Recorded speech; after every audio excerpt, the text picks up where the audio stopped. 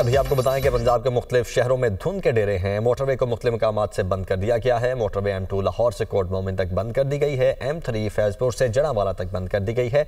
M4 Gojra से मुल्तान तक धुंध के बाइस बंद है। M5 पर मुल्तान से उज शरीफ तक ट्रैफिक का दाखिला ममनू। लाहौर सियालकोट मोटरवे M11 भी धुंध के बाइस बंद कर दी गई है। तर्जुमान मोटरवे पुलिस की शहरियों को रात के औकात में सफ़र न करने की हिदायत, ड्राइवर्स को फॉग लाइट्स इस्तेमाल करने का मशवरा। इसी हवाले से मज़ीद बता रहे हैं मुबीन हैदर। सूरत हाल है शहर लाहौर इस वक्त जो है बिल्कुल धुंध की लपेट में नजर आता है। शदीद धुंध ने शहर लाहौर को अपनी लपेट में ले लिया। हद निगाह जो है बिल्कुल सिफर रह चुकी है। इस वक्त हम लोग बाबू साहब के ऊपर मौजूद है। आप मेरे रकबे में देख सकते हैं कि मुसलसल धुंध की गहराई में इजाफा होता जा रहा है। हद निगाह बिल्कुल सिफर रह चुकी है, जिसके बायस जो है वो लाहौर से मुल्का मोटरवेज जो है उनको बंद कर दिया गया है।